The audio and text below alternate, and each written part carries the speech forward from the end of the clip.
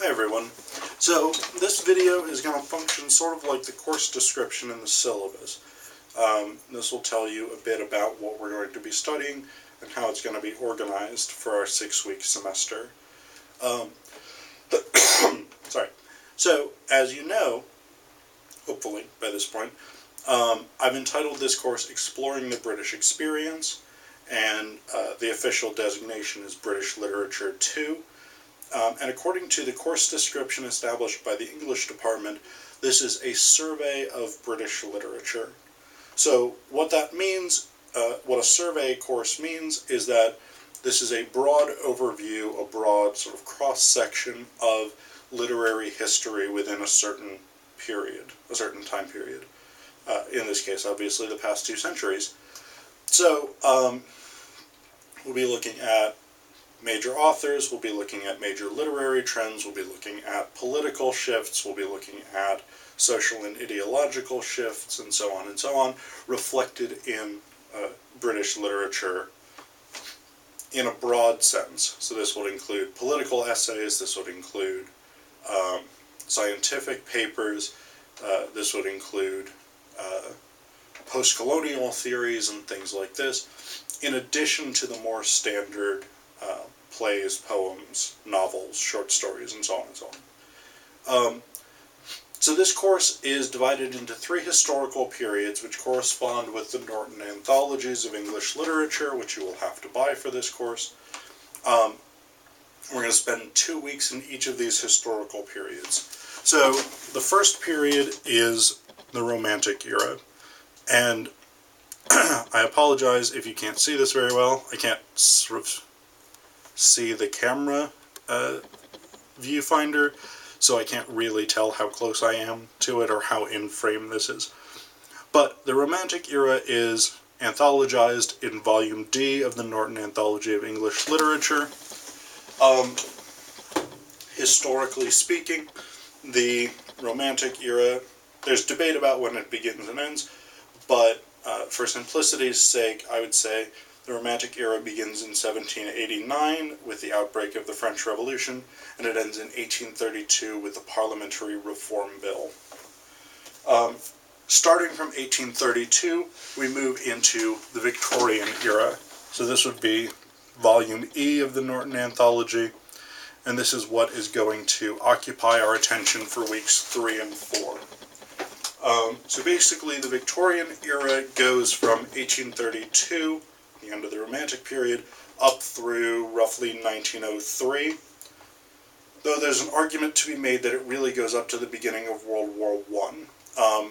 But Victoria dies in 1903, so officially, as a sort of political unit, the era ends then. After that, we have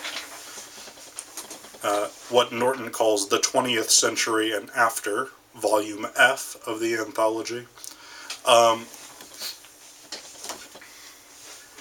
There is an argument to be made that the 20th century and after anthology is actually 2 historical periods, the modernist period and the postmodern or post-colonial period. In a classroom setting, I would probably divide them into 2 periods, but because this is an online course, we have a limited amount of time and a limited amount of resources and discussion options and so on, we're going to approach the 20th century as one distinct literary unit.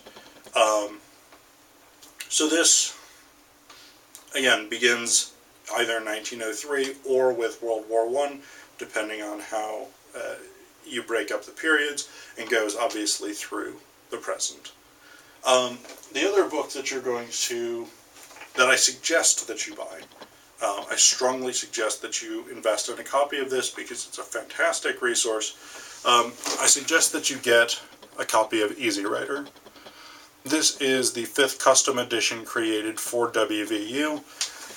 There's also a 4th edition, which is sort of tall and yellow. If you have that, great. That works pretty much just as well. Easy Writer is going to be a fantastic resource in terms of critical writing and in terms of doing works cited entries. So, okay. This course in particular, though, because this is an online course, I wanted to give you guys a little bit more flexibility than you would normally have in a classroom setting. So what I intend to do, and the way this course is going to run, is a sort of choose-your-own-adventure kind of approach, combined with common reading. So, as I said, each of the 3 historical periods, we'll spend 2 weeks on them. So weeks 1 and 2 will be the Romantics, 3 and 4 will be the Victorians, and then 5 and 6 will be 20th century. Within each of these periods, we're going to break this down further. So the first week of each era, so weeks 1, 3, and 5, we're going to do common reading. So there will be a set of texts that I think are absolutely crucial to understanding that literary period. Whether it's Keats, or whether it's T.S. Eliot, whether it's whatever it is.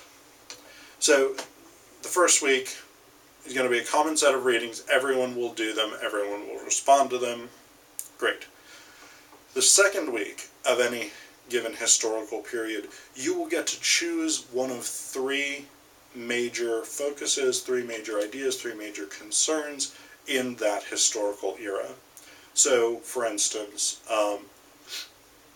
with the Victorian era, you can choose gender and sexuality, which is a big concern for the Victorians. You can choose empire, which is something that really shapes the way the Victorians understand themselves, or you can choose science and technology. So this looks at industrialization, this looks at scientific developments like Darwin's theory of evolution and things like this. And basically the idea here, while ideally I would love you to sort of read all of the stuff, it's not necessarily practical to read that much, though I'm going to be reading that much, so, you know, if you want to go the extra mile. But in terms of sort of responding and graded work and stuff, you'll only have to respond to one of the 3 broad focuses in the second week of any historical period.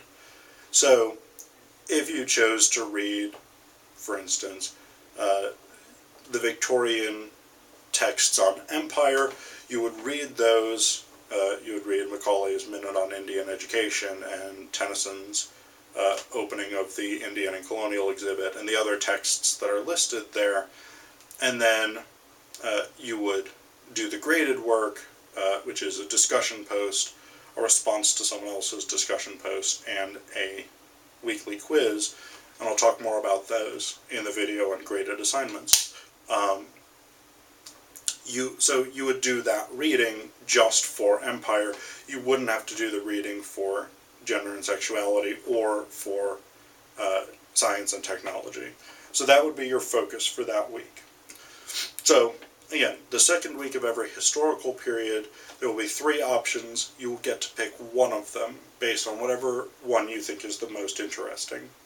And I will give you I'll give you a sheet of lecture notes that has an overview of each of these 3 concerns, so you'll be able to sort of read that, and that will tell you a little bit more about the type of literature, the type of concerns in that particular focus. So again, the idea ultimately of this class is to give you a broad overview of British literature since roughly 1800, 1789, up through basically the contemporary era. So functionally up through the 90s, early 2000s. Again, you will get a certain amount of flexibility, more flexibility than you would get if I was teaching this in a classroom, because you will get to choose your own approach from 3 broad categories in the second week of each historical period. So, good.